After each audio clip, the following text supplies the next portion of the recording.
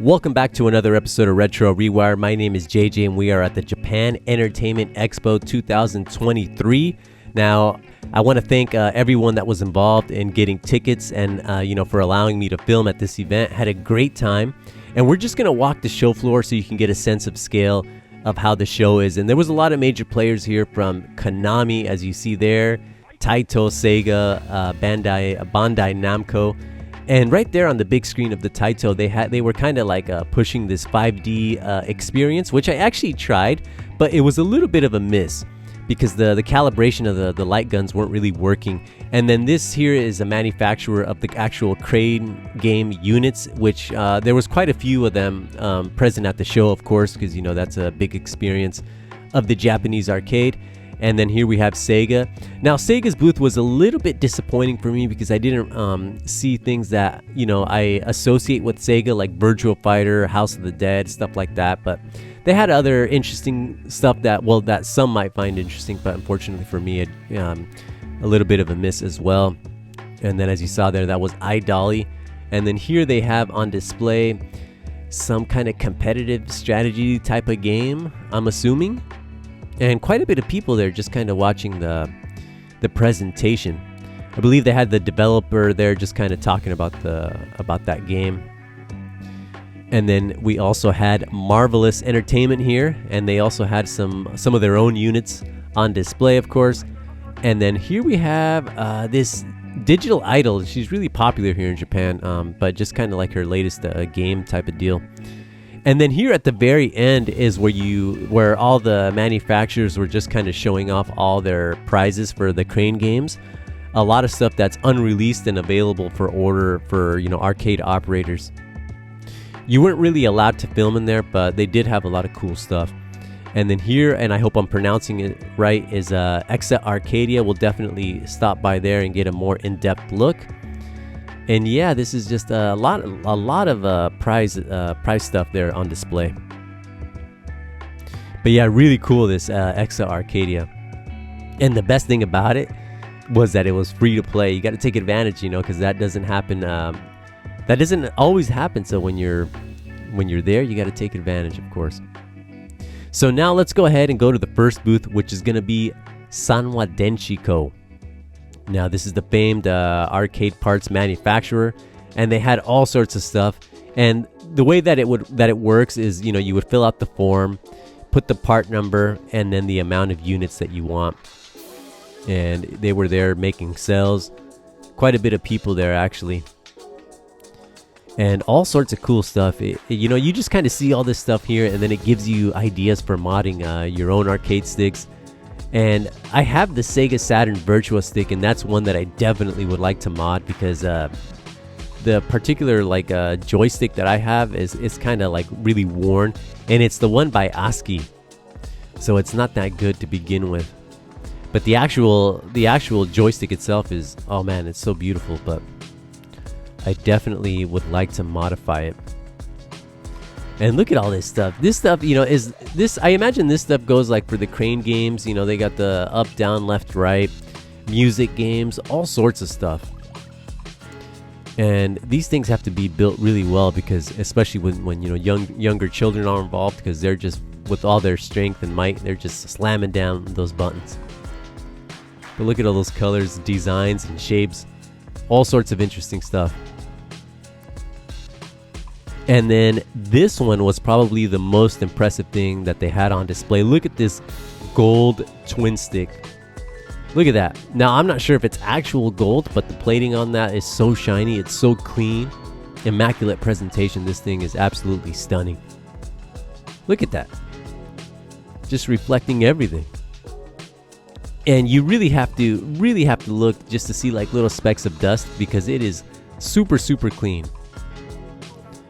But man, this thing was impressive. Now, this is definitely like a showpiece. If I had this thing, I probably wouldn't even use it because I imagine it's like a fingerprint magnet. Or maybe I would use gloves or something. But it's really, really clean. Always nice to see stuff like this. And then next to that, we have the JLX joystick. I guess it's improved upon the previous version. Now something like this would be cool if it could be if it's compatible with the Virtual Stick, because I imagine that thing is just responsive. Look at that bad boy. And then these two sticks. Now the big thing with these ones is the ball tops, because as you will see here, they're actually textured. And I actually did mess around with it, and it's pretty, I gotta say, it's pretty comfortable. It's not something that I would actually outfit on my sticks, but kind of an interesting thing, and you know, I do appreciate that type of design. And then here are the games for, I guess, younger kids. And now these things are they're always around, like in the malls. Simple games for younger players to play. And the way it works is, you know, you just buy some tokens, feed the machine, and then, you know, game on. All sorts of wacky games, but pretty basic. Look at that, and I bet you that's like a Sanwa button, like we just saw. But really basic, perfect for younger gamers. And the screens on these things are actually pretty clear. But now going back to the EXA Arcadia. Now, guys, I have to say this. These, what they're doing here, this is probably the closest thing to like the retro future. I mean, look at that. And what's really cool is that, you know, they're working with like big publishers like SNK, Cave, and that list is probably going to keep growing and growing. And these units are available for sale both in Japan and the US and potentially other territories. But a lot of great stuff here. I think one of the fun games that I tried was Blazing Chrome AC, which is definitely different from the one that I played when it first launched on the Xbox. And then they have like these 4-player type of games. Now at a glance, I'm thinking like Pac-Man and I don't know what's Mappy or something like that. I could be totally wrong on the gameplay. And then we have Dodonpachi, the EXA label, so they have their own little twist on that. And then all sorts of fighting games. You know, we have Chaos Codes, and then next to that we have Samurai Showdown 5 Special. And what do we have here? 6 stars or something like that. But a lot of cool games. Some of these games I haven't heard of, but I'll definitely keep an eye out. And look at these. You know, most likely these are going to be like Sanwa parts. Top of the line stuff here. And that's the best. Free play. Got to take advantage. And that is exactly what I did. I actually spent quite a bit of time here just kind of trying out a number of games. And then the cabinet is really inspired, you know, obviously inspired by the SNK MVS cabinet from the States. And very minimalistic design. Look at all that real estate there. But they had it in the 2-player cabinet as well as in the 4-player that was right next to it. But really nice, clean cabinet design. And then there's the 4-player cabinet once again. Really, really cool.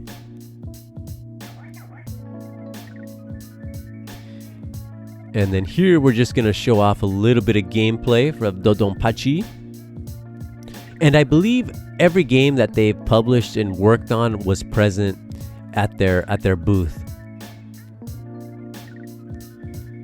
But you know, like these I do enjoy shooters myself. In fact, that's a big chunk of my collection.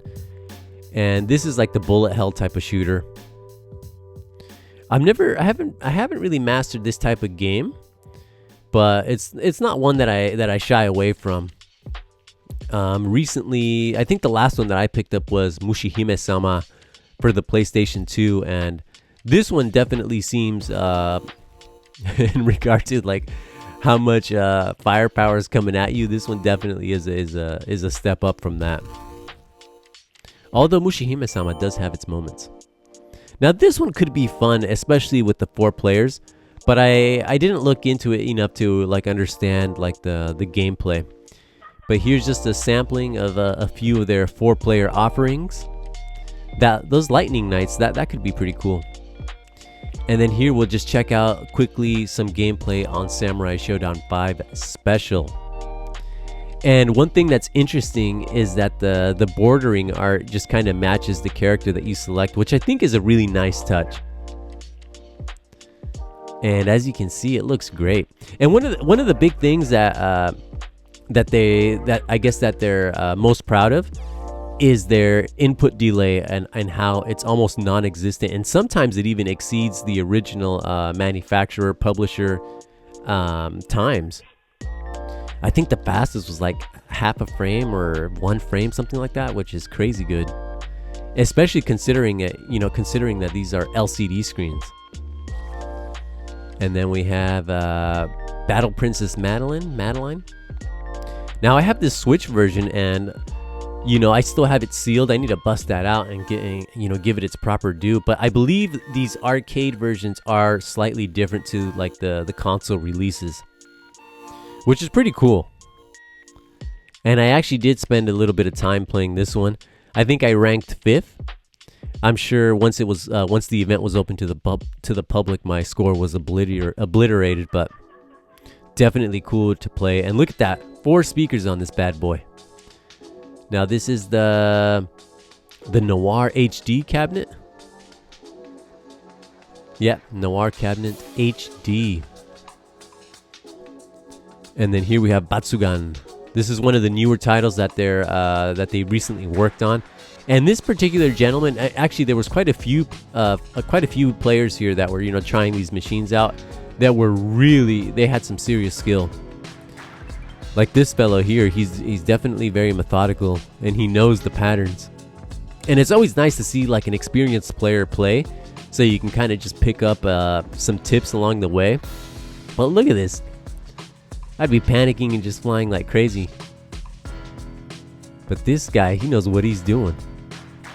This is a great game, and one that I would definitely like to pick up on the Sega Saturn. But really cool. And then they also had other stuff that I wasn't really familiar with. But this one the art style reminds me like of like one of those scroll paintings. Really cool. And then here we're gonna see like the boss. Now the boss has such a wicked design. Really wicked design. Look at that. You just have to appreciate stuff like this, because the people that think this stuff up and then execute it in a game, really cool. But this bullet hell, no way I'm gonna last. Look at that.